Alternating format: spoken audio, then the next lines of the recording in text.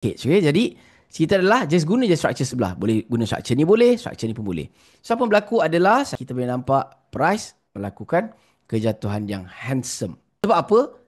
Kita nak balance dekat dekat money management dan juga mindset ni lagi berat daripada technical. Money management pun berat juga nanti.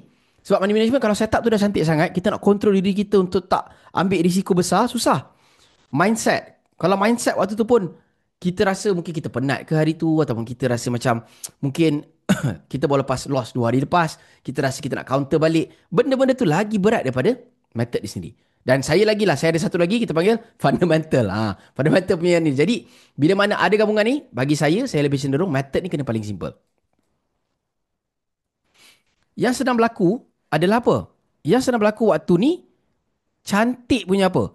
Tengah overlap. Pasal apa? Pasal uh, government shutdown.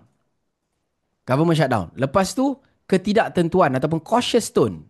Cautious tone by the Fed. Ni, overriding factor dia. Kemudian, tiga apa lagi?